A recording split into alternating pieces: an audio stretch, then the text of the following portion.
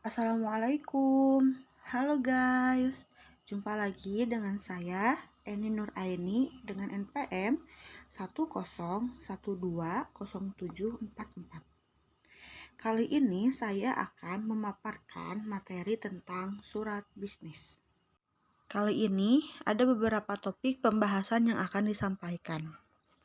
Topik pembahasannya yaitu yang pertama ada surat, yang kedua surat bisnis, yang ketiga, bentuk surat bisnis. Yang keempat, ada komponen surat bisnis. Yang kelima, ada tahapan penyusunan surat bisnis. Dan yang keenam atau yang terakhir yaitu surat bisnis elektronik. Yang pertama, kita akan bahas dulu apa sih yang dimaksud dengan surat. Surat merupakan salah satu saluran komunikasi tertulis baik secara eksternal maupun internal. Surat sendiri yaitu alat komunikasi yang digunakan manusia dengan menggunakan bahasa tulis untuk menyampaikan isi, maksud, dan kehendak kepada orang lain. Media yang digunakannya dapat berupa kertas maupun secara elektronik. Nah, surat juga memiliki fungsi umum dan fungsi khusus loh. Fungsi umumnya yaitu berfungsi sebagai bukti hitam di atas putih dan dokumen kegiatan atau peristiwa tertentu. Sedangkan secara khusus yaitu berfungsi sebagai dokumen tertulis atau pengingat dan lain-lain. Selanjutnya ada pengelompokan surat. Yang pertama ada pemakaian, sifat, derajat, isi dan maksud, dan yang terakhir yaitu cara pengiriman. Yang pertama, kita akan membahas berdasarkan pemakaian surat, yaitu ada surat pribadi. Surat pribadi adalah surat yang dibuat oleh pengirim individu dan ditunjukkan buat kerabat atau keluarga, serta menggunakan bahasa tidak baku. Yang kedua, yaitu ada surat bisnis. Surat bisnis adalah surat yang dibuat oleh organisasi mengenai kepentingan dinas atau resmi. Dan yang ketiga, ada surat bisnis. Surat bisnis dibuat oleh organisasi bisnis untuk mendukung bisnis baik secara internal maupun eksternal. Dan yang terakhir atau yang keempat yaitu ada surat sosial. Surat sosial adalah surat yang dibuat oleh organisasi atau lembaga sosial masyarakat. Selanjutnya, kita akan bahas berdasarkan sifat surat. Yang pertama, ada surat sangat rahasia. Yang kedua, ada surat rahasia. Yang ketiga, ada surat terbatas. Dan yang keempat atau terakhir, ada surat biasa. Surat sangat rahasia adalah surat yang berisikan informasi yang berhubungan dengan keamanan dan keselamatan negara. Sedangkan surat rahasia adalah surat yang berisikan informasi yang hanya diketahui oleh pihak berwenang dan keamanan kedinasan sehingga membutuhkan keamanan khusus. Tapi tidak sekhusus surat sangat rahasia. Selanjutnya, ada surat terbatas. Surat terbatas yaitu berisikan informasi yang hanya diketahui beberapa orang tertentu yang berhubungan dengan isi dan maksud surat tersebut. Dan yang terakhir yaitu ada surat biasa. Surat biasa berisikan informasi yang bersifat biasa sehingga tidak membutuhkan keamanan yang khusus. Selanjutnya yaitu berdasarkan derajat surat. Yang pertama ada surat kilat, yang kedua ada surat segera, dan yang ketiga atau terakhir yaitu surat biasa. Surat kilat yaitu surat yang memerlukan urgensi penyelesaian secara segera. Sedangkan surat segera yaitu surat yang memerlukan urgensi penyelesaian segera namun tidak sesegera kilat. Sedangkan surat biasa yaitu surat yang tidak memerlukan urgensi penyelesaian. Selanjutnya, berdasarkan jumlah penerima surat. Yang pertama, ada surat biasa, ada surat edaran, dan yang terakhir yaitu surat pengumuman. Surat biasa yaitu surat yang dibuat oleh pengirim pesan yang ditunjukkan kepada penerima pesan dengan informasi yang bersifat umum. Sedangkan surat edaran yaitu surat yang dibuat oleh pengirim pesan yang ditunjukkan kepada penerima pesan dengan jumlah yang banyak bersifat spesifik. Yang terakhir yaitu ada surat pengumuman. Adalah surat yang dibuat oleh pengirim pesan yang ditunjukkan kepada penerima pesan tertentu dalam jumlah banyak bersifat spesifik. Selanjutnya, berdasarkan isi dan maksud surat. Yang pertama, ada surat pemberitahuan. Yang kedua, ada surat permintaan. Yang ketiga, ada surat penawaran. Yang keempat, ada surat perintah. Yang kelima, ada surat panggilan. Dan yang terakhir atau yang keenam yaitu standar operasional produksi. Selanjutnya, berdasarkan cara pengiriman surat, yaitu ada surat pos, surat faksimi, dan surat elektronik. Surat pos adalah surat yang dikirimkan oleh pengirim pesan kepada penerima melalui jasa pos atau ekspedisi. Sedangkan surat faksimi yaitu surat yang dikirimkan oleh pengirim pesan kepada penerima melalui mesin faksimi. Sedangkan surat elektronik yaitu melalui email atau internet. Selanjutnya kita akan membahas tentang surat bisnis. Apa sih surat bisnis itu? Surat bisnis adalah alat komunikasi yang digunakan untuk menyampaikan pesan bisnis secara tertulis dengan maksud tertentu dan menggunakan media tertentu. Berikut ini adalah yang harus diperhatikan oleh pengirim pesan dalam merancang surat yang efektif atau bisa disebut juga indikator dalam membuat surat bisnis. Yang pertama yaitu ada ketelitian, yang kedua yaitu kejelasan isi surat, yang ketiga yaitu ada sistematik, yang keempat ada penggunaan bahasa, dan yang kelima atau yang terakhir ada estetik. Secara umum, terbagi atas dua bentuk surat bisnis, yaitu ada full block style dan yang kedua ada modified block style.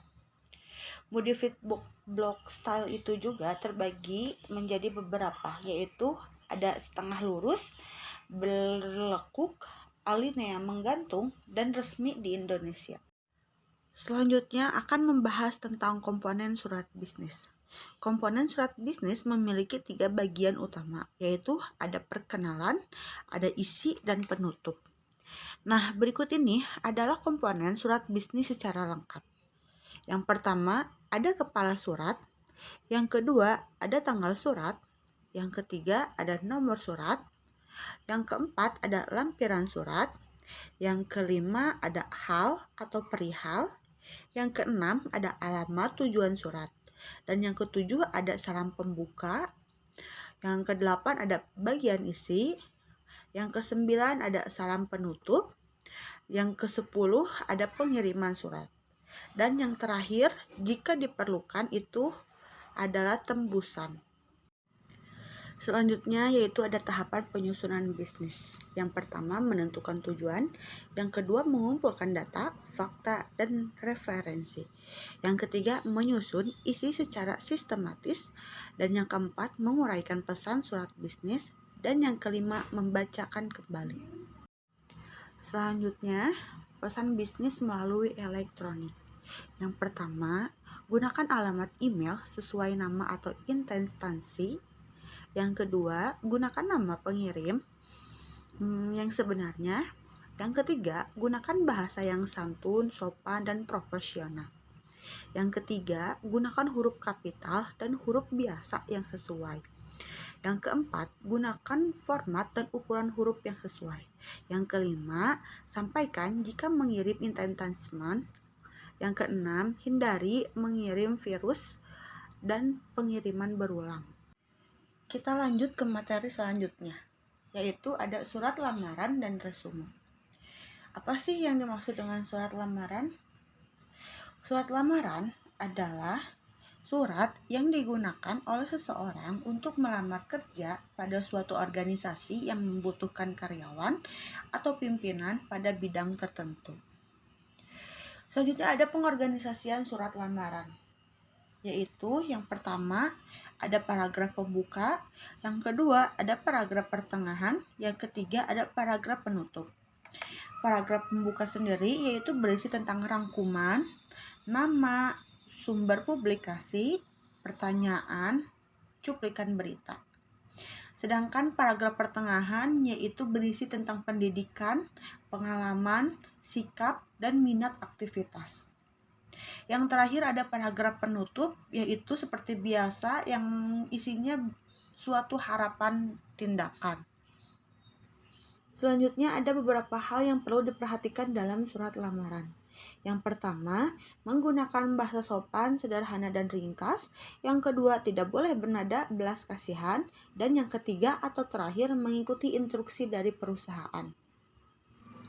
Selanjutnya ada resume menurut Muzakka 2008. Istilah resume atau daftar riwayat hidup bukanlah merupakan suatu hal yang baru, karena resume merupakan salah satu persyaratan yang sangat penting pada saat memasuki dunia kerja. Selanjutnya ada persiapan menulis resume. Yang pertama ada analisis diri, yang kedua ada analisis karir, dan yang ketiga ada analisis pekerjaan. Perencanaan resume yaitu ada 3, ada tujuan karir, informasi pribadi, dan referensi.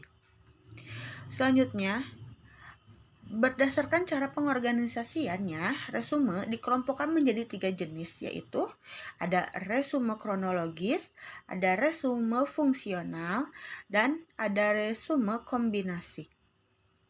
Adapun beberapa masalah dalam membuat resume, yaitu resume dibuat terlalu panjang. Kedua, resume tidak ditulis terlalu singkat.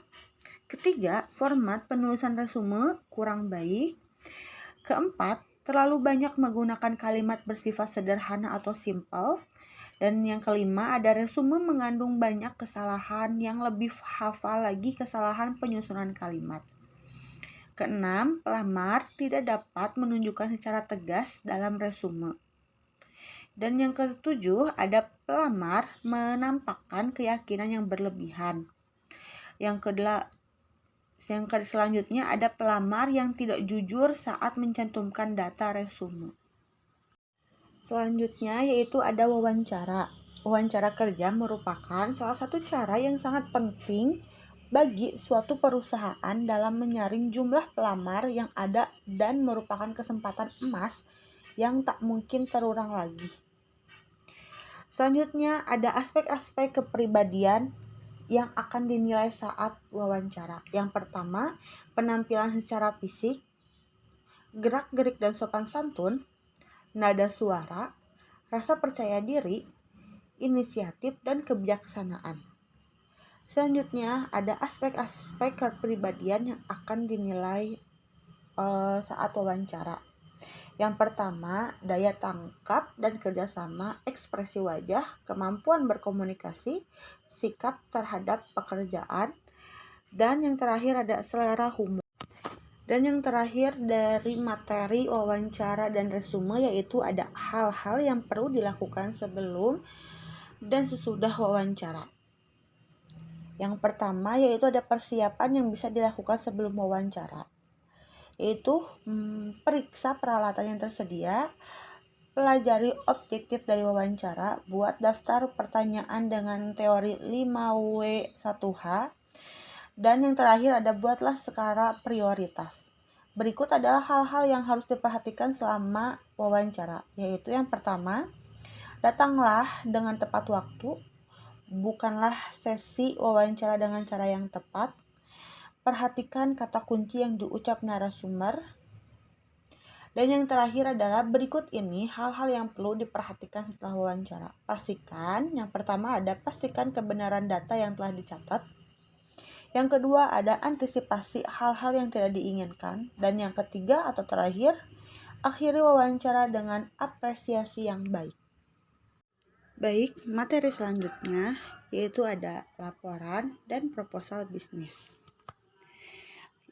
Yang pertama-tama, apa sih itu laporan?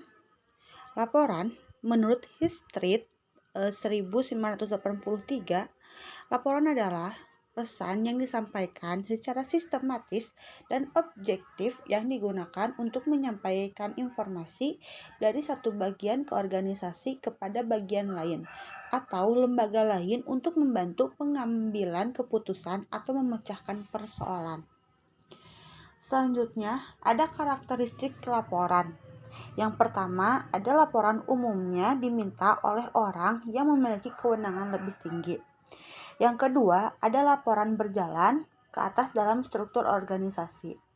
Yang ketiga, laporan ditulis secara sistematis. Laporan keempat, yaitu ada laporan menekankan objektivitas. Dan yang terakhir atau kelima yaitu ada laporan disiapkan untuk khalayak yang terbatas. Selanjutnya ada jenis laporan. Jenis laporan sendiri yaitu ada 4 bagian. Yang pertama ada laporan formal atau informal. Yang kedua ada laporan berdasarkan panjang dan pendeknya laporan. Ketiga, laporan berdasarkan isi pesan dan dituliskannya. Keempat, laporan vertikal atau lateral.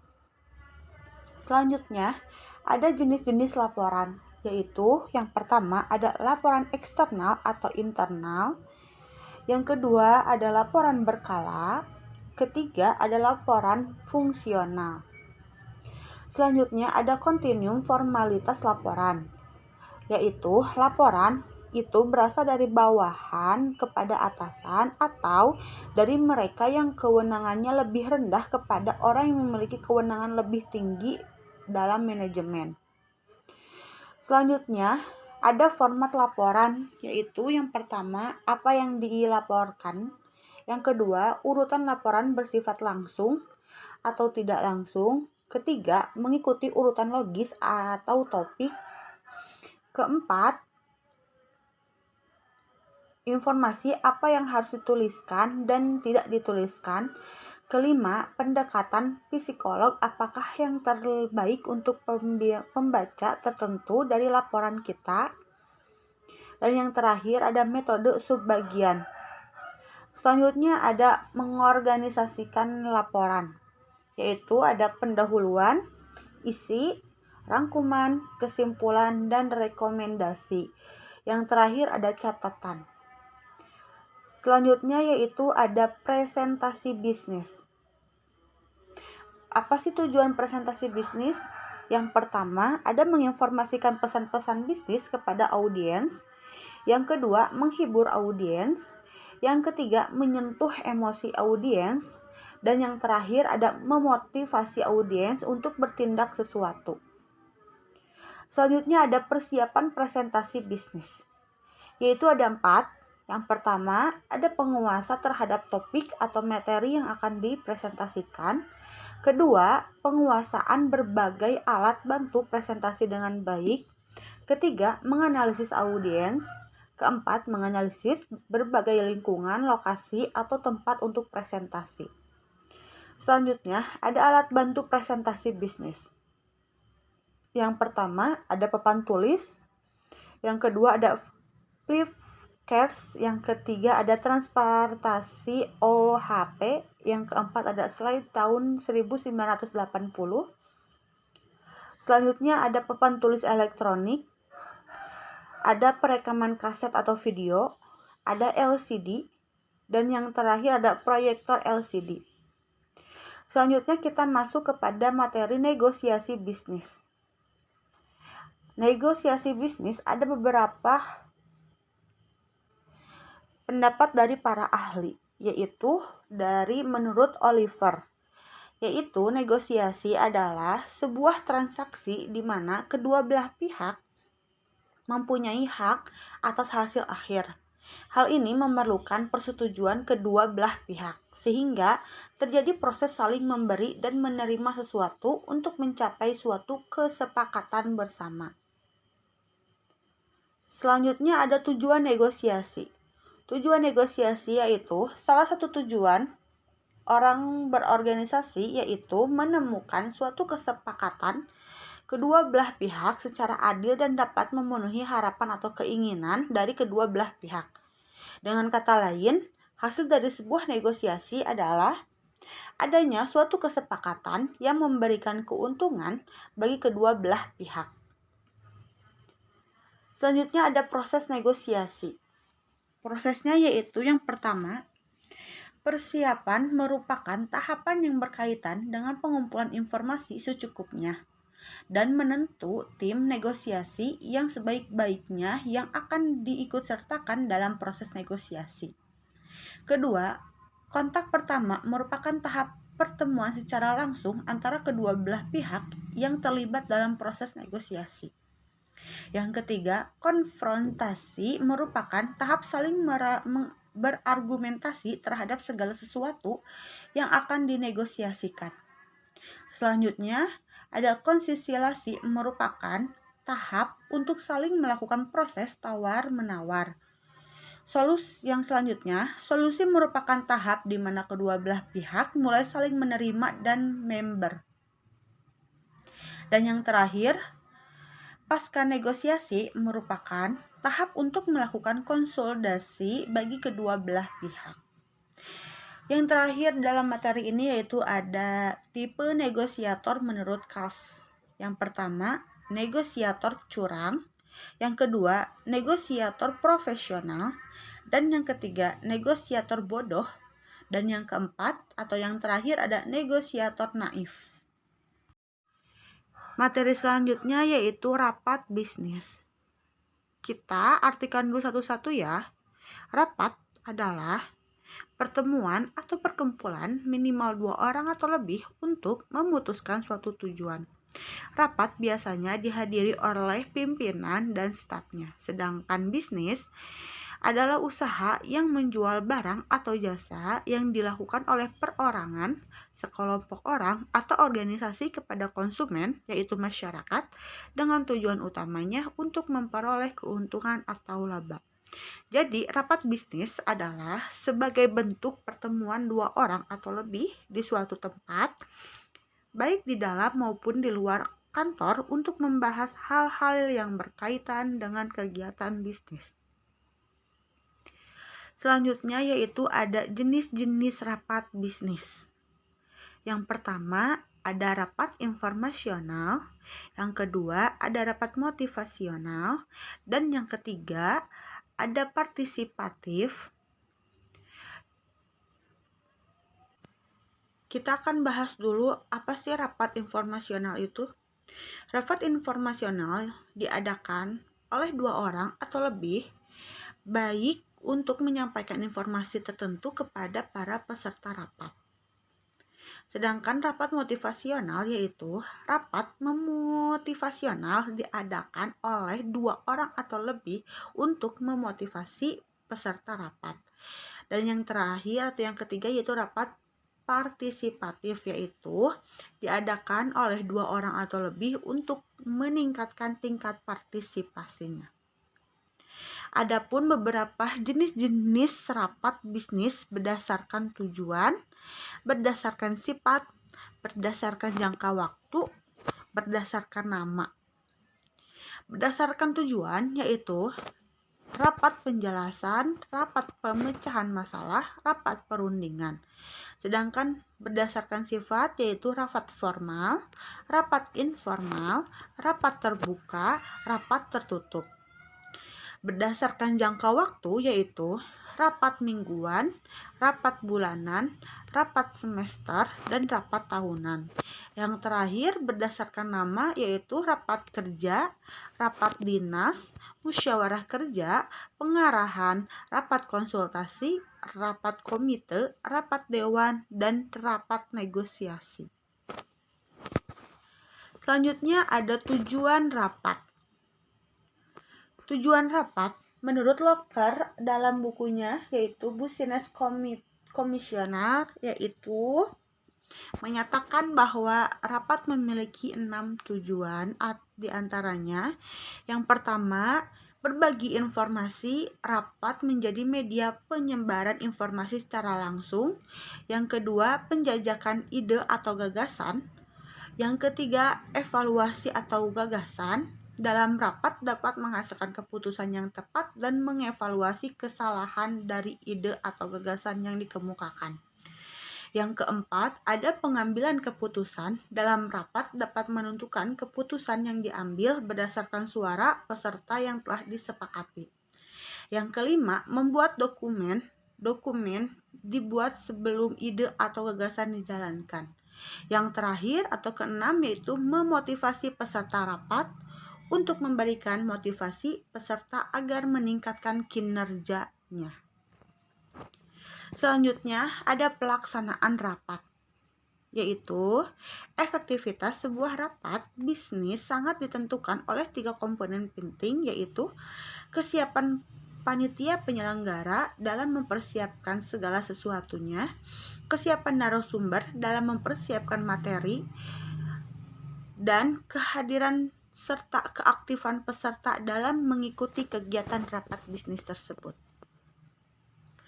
Selanjutnya ada pengaturan tempat duduk rapat, yaitu yang pertama ada gaya persegi 4, bentuk huruf U, gaya ruang kelas, gaya melingkar, gaya style, gaya modifikasi, gaya setengah melingkar, gaya kelompok. Selanjutnya ada laporan bisnis. Pengertian laporan bisnis ada beberapa menurut para ahli, yaitu menurut Herta dan Herbert. Laporan bisnis adalah suatu laporan yang memiliki sifat netral, tidak memihak, memiliki tujuan yang jelas, dan berisi rencana penyajian fakta kepada seseorang atau lebih untuk tujuan bisnis tertentu. Selanjutnya ada manfaat penulisan laporan bisnis. Yang pertama, untuk memonitor dan mengendalikan operasional perusahaan. Yang kedua, untuk membantu mengimplementasikan kebijakan-kebijakan dan prosedur yang telah ditetapkan perusahaan. Yang ketiga, untuk memenuhi persyaratan-persyaratan hukum dan peraturan-peraturan yang berlaku bagi perusahaan. Yang keempat, untuk mendokumentasikan presentasi kerja yang diperlukan baik untuk keperluan internal maupun eksternal. Dan yang kelima, untuk menganalisis informasi dan memberikan bimbingan bagi pengambilan keputusan-keputusan atas isu-isu tertentu. Yang terakhir, ada untuk memperoleh sumber pendanaan atau membuka bisnis baru. Selanjutnya ada pengelolaan laporan bisnis, yaitu yang pertama menurut fungsi, yang kedua menurut subjeknya, yang ketiga menurut formalitasnya, dan yang terakhir ada menurut keasliannya. Menurut fungsinya yaitu laporan perkembangan, laporan semester, laporan triwulan. Menurut subjeknya laporan akuntansi, laporan periklanan, laporan pemasaran, laporan produksi, laporan personalia. Dan menurut formalitasnya yaitu formal atau non-formal. Menurut keasliannya adalah laporan otoritas, laporan sukarela, laporan swasta, dan laporan publik. Selanjutnya ada penggolongan laporan bisnis. Yang pertama menurut frekuensinya, yang kedua menurut jenisnya, yang ketiga menurut kegiatan proyek, dan yang keempat menurut pelaksanaan pertemuan. Menurut frekuensinya yaitu laporan berkala atau khusus. Menurut jenisnya yaitu informal, laporan singkat, maupun formal yaitu laporan panjang. Sedangkan menurut kegiatan proyek yaitu laporan pendahuluan, laporan perkembangan, laporan akhir. Sedangkan menurut pelaksanaan pertemuan yaitu ada agenda, resolusi, notulen, dan laporan pertemuan. Selanjutnya ada persiapan penulisan laporan bisnis. Yang pertama ada perencanaan, yang kedua ada pertimbangan siapa yang akan menerima laporan, yang ketiga tentukan ide atau gagasan, yang keempat tidak ada hasil atau tidak lanjut, yang kelima ada mengumpulkan bahan yang diperlukan, yang keenam ada menganalisis dan menafsirkan data, dan yang terakhir mengorganisasi data dan mempersiapkan kerangka akhir. Selanjutnya ada bagian pokok laporan bisnis. Yang pertama ada pendahuluan, penutupan, dan isi. Selanjutnya ada organisasi tubuh laporan bisnis, yaitu cara deduktif adalah mengembangkan laporan dari belakang ke depan atau menjelaskan ide pokok atau rekomendasi terlebih dahulu sebelum hal-hal rinci dijelaskan. Selanjutnya yang kedua ada cara induktif, yaitu menjelaskan fakta-fakta yang ada sebelum ide-ide pokok, kesimpulan, atau rekomendasi dikemukakan. Selanjutnya ada materi penulisan laporan singkat. Karakteristik laporan singkat yaitu kebanyakan laporan singkat hanya mencangkup materi pendukung yang relatif sedikit bagi pencapaian komunikasi yang efektif. Laporan singkat itu sendiri dapat berbentuk memo ataupun surat yang terdiri atas 1 atau 2 halaman secara umum. Laporan singkat dalam dunia bisnis jarang dilengkapi dengan seperti lembar halaman judul, surat pengantar, daftar isi, dan rangkuman atau abstrak, karena hanya terdiri atas 1 atau 2 halaman saja. Oleh karena itu, laporan singkat lebih menekankan pada tubuh atau body suatu laporan yang mencangkup pembukaan, hasil temuan, bahasan, dan bagian penutup. Selanjutnya ada perencanaan laporan singkat. Yang pertama ada surat, memo, manuskrip, pre-printed. Pengorganisasian laporan singkat yaitu ada laporan informasional, yaitu laporan periodik atau berkala, laporan aktivitas atau individu, laporan analitikal, yaitu laporan justifikasi, usulan bisnis, baru di luar klien, laporan.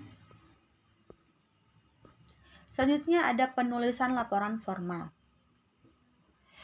Penulisan laporan formal adalah laporan panjang sering disebut dengan laporan formal. Secara umum, jumlah halaman laporan formal lebih banyak daripada jumlah halaman laporan singkat.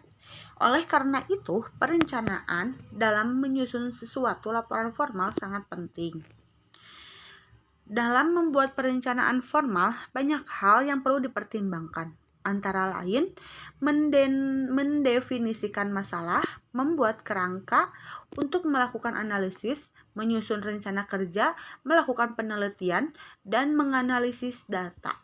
Poin-poin penting tersebut akan dijelaskan secara lebih rinci sebagai berikut.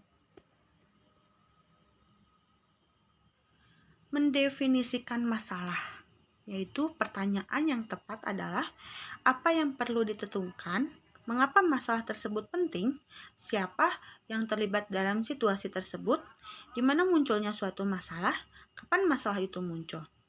Mengembangkan pertanyaan tujuan. Yang pertama ada menggunakan kalimat infinitif, yang kedua menggunakan pertanyaan, yang ketiga menggunakan suatu pernyataan deklaratif. Selanjutnya ada kerangka untuk analisis. yaitu yang pertama, mengembangkan struktur yang logis. Yang kedua, aturan pembagian. Yang ketiga, menyusun kerangka pembuka. Selanjutnya ada menyusun rencana kerja, yaitu permasalahan yang dihadapi, maksud dan ruang lingkup atas investigasi Anda. Yang selanjutnya ada pembahasan atas urutan tugas. Yang terakhir, telah atas pekerjaan proyek, jadwal dan sumber-sumber yang diperlukan. Materi selanjutnya itu melakukan penelitian sumber-sumber primer. Ada beberapa alasan yang melatar belakangi mengapa orang menggunakan sumber-sumber sekunder, yaitu melalui jasa online atau jaringan internet seperti hemat waktu, ketelitian, relevansi, efektivitas biaya. Selanjutnya ada sumber-sumber sekunder, yaitu dokumen, observasi, survei, eksperimen.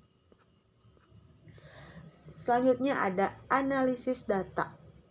Yang pertama ada perhitungan statistik, yang kedua ada kesimpulan, yang ketiga ada rekomendasi.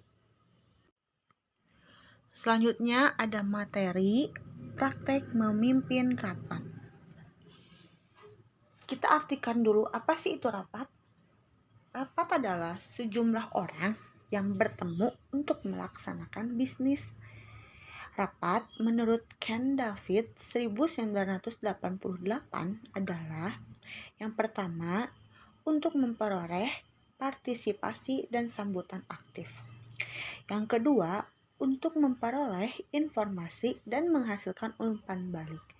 Dan yang terakhir atau yang ketiga memungkinkan untuk memberikan kontribusi secara pribadi dan menghasilkan perasaan persahabatan. Selanjutnya ada beberapa sebab tidak efektifnya rapat. Yang pertama ada kurang persiapan. Yang kedua, para peserta membawa agenda rapat sendiri-sendiri. Dan yang ketiga, ada tidak direncanakan dengan baik. Yang keempat, tidak disusun agenda rapat atau pemimpin tidak dapat mengendalikan jalannya rapat. Kita bahas satu persatu. Kurang persiapan yaitu tujuan rapat tidak jelas sehingga pembicara rapat mengarah ke segala urusan. Yang kedua yaitu ada para peserta membawa agenda rapat sendiri-sendiri. Hal itu menjadikan suatu rapat terjadi tawar-menawar agenda. Yang ketiga, rapat berkembang ke arah yang berlain dengan tujuan yang ingin dicapai. Yang keempat, hal tersebut menjadikan adanya peserta yang mendominasi pertemuan. Selanjutnya, ada 16 masalah rapat yang paling umum terjadi. Yang pertama, tidak ada tujuan atau pokok agenda. Yang kedua, tidak ada orientasi sebelum rapat. Yang ketiga, lambat memulai rapat. Yang keempat, mempersiapkan yang buruk atau tidak cukup. Kelima, melepaskan masalah. Keenam, rapat yang terlalu lama. Ketujuh, tidak terorganisasi. Kedelapan, tidak meyakinkan. Kesembilan, kepemimpinan yang tidak efektif.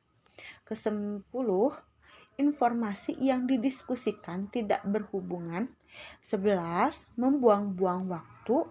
12, interupsi. 13, tidak efektif dalam membuat keputusan. 14, para individu mendominasi diskusi. 15, diskusi bertele-tele, berlebihan dan menyimpang. Dan yang terakhir, ke-16, tidak ada hasil atau tindak lanjut. Selanjutnya ada 2 komponen biaya rapat kerja, yaitu ada biaya finansial dan resiko. Biaya finansial yaitu yakni jam kerja peserta rapat dan biaya overhead. Biaya overhead antara lain yaitu pertama biaya mengandalkan bahan, kedua biaya pengiriman undangan, ketiga biaya hidangan rapat, keempat uang lembur, kelima penggunaan listrik ruang rapat. Kedua yaitu ada resiko. Resiko yang dimaksud di sini adalah ketidakjelasan tentang penanggung jawab keputusan yang diambil dalam rapat.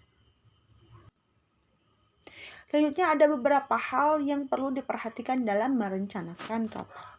Yang pertama, ada penjelasan tujuan. Yang kedua, ada pengembangan agenda. Yang ketiga, mengatur diskusi. Dan yang keempat, ada mengalokasikan waktu. Kelima, ada persiapan lembar bahasan. Keenam, ada penyusunan ruangan. Ketujuh, ada penyiagaan anggota yang akan melapor. Dan yang terakhir, konsumsi untuk rapat. Selanjutnya atau yang terakhir dalam materi ini adalah pimpinan rapat, yaitu yang pertama ada otoriter, kedua ada supervisor, yang keempat ada partisipasif. Selanjutnya materi terakhir yaitu ada komunikasi dengan teknologi informasi. Teknologi informasi dapat didefinisikan sebagai teknologi yang melibatkan pengembangan, perawatan, dan penggunaan sistem komputer, perangkat lunak, dan jaringan untuk memproses dan mendistribusikan data. Teknologi informasi memiliki peran yang sangat penting dalam berbagai bidang, salah satunya dalam komunikasi, khususnya komunikasi bisnis. Selanjutnya, ada penggunaan teknologi informasi dalam komunikasi bisnis. Yang pertama ada otomasi kantor, yang kedua ada berbagi informasi dengan karyawan, yang ketiga bertukar informasi, yang keempat ada tetap terhubung dengan konsumen, kelima menjalin kerjasama atau berkolaborasi, keenam menciptakan dan mengembangkan produk dan jasa. Selanjutnya ada penggunaan teknologi informasi dalam komunikasi bisnis. Yang pertama, menghemat biaya. Yang kedua, memudahkan akses informasi dan komunikasi.